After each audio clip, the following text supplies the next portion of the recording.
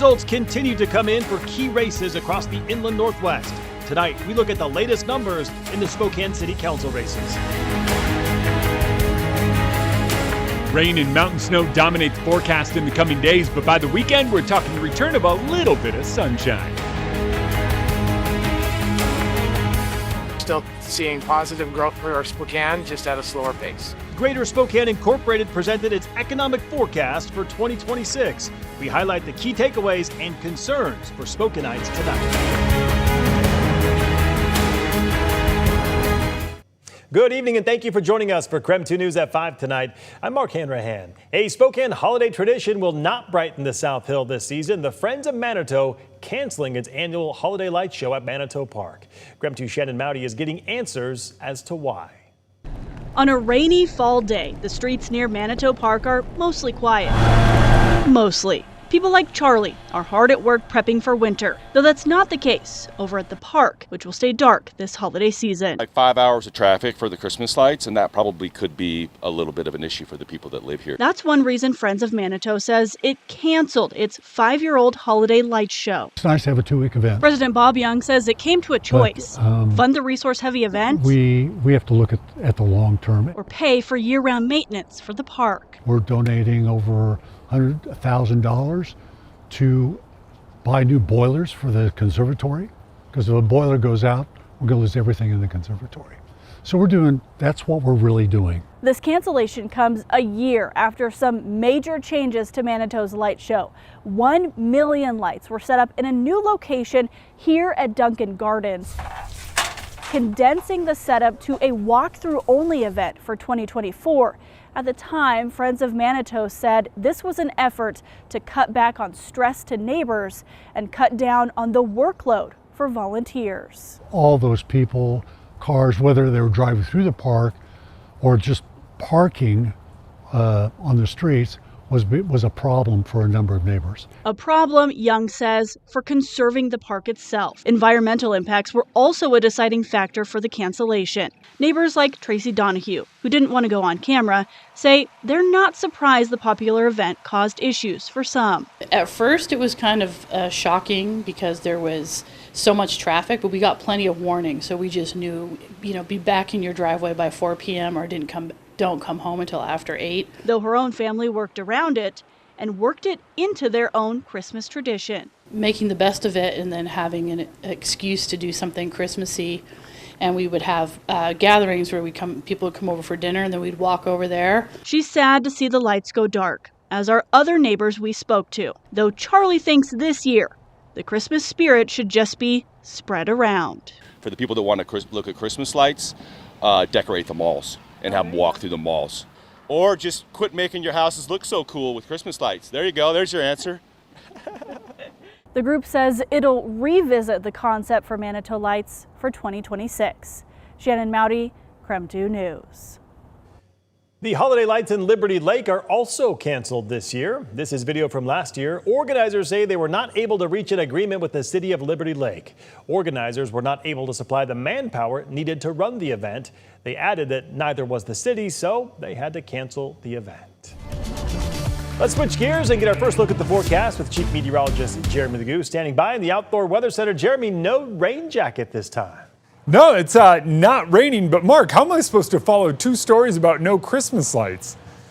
I don't even have snow in the forecast for you, so let's talk it because we are all the way up near 50 degrees and dry. I get to be outside dry this one and the next one, but later tonight that's not going to be the case, so I'm enjoying it while I can. Wind is going to pick up middle of the night. We're looking at gusts reaching about 25 miles per hour. That's when we're going to see a bulk of it. It arrives with our next wave that moves in. That is the one bringing us rain later on this evening. Here's our recent one that moved through. You can catch a couple of breaks in the clouds if you look out to the west, but unfortunately, the sun is already down. That rain will continue to move out. Our next round moves in around 10 p.m. and then we catch a bit of a break tomorrow morning. A few scattered light showers, maybe some along Interstate 90. Those move out. The real rain arrives tomorrow afternoon, takes us through tomorrow evening, and gets heavier early Friday morning, but should taper out soon after the sun comes up on Friday. Temps stay mild though. 53 tomorrow, 50 on Friday. A little cooler this weekend, but a whole lot drier and maybe even a little sunnier. Oh, I like the sound of that. Jeremy, thank you very much. The City Council in Spokane considering a 12% tax on surface lots and a smaller tax for parking garages. KREM 2's Christian Garza is following this story for us today. He joins us live tonight with the reason why. Christian? Yeah, well, if it's passed by City Council, drivers who want to park in lots like this around Spokane are potentially going to have to pay that tax on January 1st. Now, to clarify though, the 12% tax increase would only apply to those who park in paid lots, and the 6% would apply to parking garages. City officials say the tax is to incentivize redevelopment, essentially turning these different paid lots into housing or commercial buildings, which is something the city has been working towards for years. In a presentation to City Council this week, John Snyder, the Director of Transportation and Sustainability, says parking makes up to 30% of the city's core. A 2019 parking study for Spokane confirms about 85% of the parking available is off-street, with 15% being on the curb. Snyder says at their peak, only about 56% of these lots were being occupied. Under the current proposal, there would be exemptions for drivers to avoid paying this tax, like if it's a designated parking area for your job, student parking, or curbside parking. Snyder says the money from the proposed tax would only be able to be used for transportation purposes. It would help fund things like new construction as well as general upkeep. If you look at the fact that we're doing big projects pretty much every year downtown, and that funding stream just keeps getting tightened and tightened, this is just going to be a terrific lifeline to make sure those big downtown projects happen.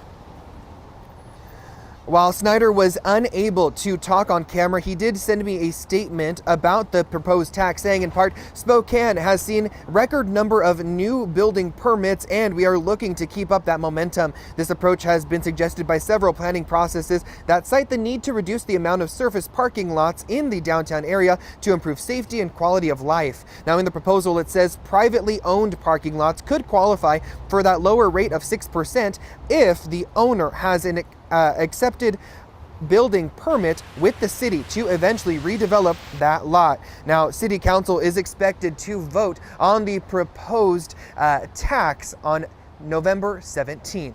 In downtown Spokane, Christian Garza, KREM 2 News. All right, Christian, thank you very much. Following up on last night's election, here is a look at the race for Spokane City Council. We are starting with District 1 between candidate Sarah Dixit and incumbent Jonathan Bingle. Right now, Bingle is leading 51% to 49%, but only roughly 202 votes separate the two. We are still awaiting the next batch of results, so we'll keep you updated on this race. Here's a look at the latest results for District 2, the race between newcomers Kate Tellis and Alejandro Barrientos. As you can see, Tellis has a sizable lead with 61% compared to Barrientos' 39% tonight. And in the race for District 3, that's between current council member Zach Zappone, the incumbent, and Christopher Savage. Zappone up just about 10 percentage points on the challenger, Savage, at this moment. Cheers and excitement last night from supporters of the Together Spokane initiative as they saw initial ballot returns last night. Together Spokane is the partnership between parks and schools. There is a $240 million parks levy and a Spokane Public Schools bond on the ballot. That bond is $200 million. KREM 2's Tim Bam spoke with the Spokane Public Schools superintendent about what this initiative can do for kids. A huge part of this is getting kids off of screens, out of their homes, active in real life, whether that's the school day or after school. And this is really a transformational investment in our community. Every park, every school, every neighborhood is touched, and it's really about a vision for the future. For the latest election results still trickling in, we have a full list of election 2025 races on our website. Just head to KREM.com. All right, we still have plenty of news coming up on KREM 2 News at 5 tonight. We'll look at the latest updates surrounding the deadly Kentucky UPS plane crash. And the U.S. Supreme Court listens to arguments today about President Trump's tariff authority. More on that still to come.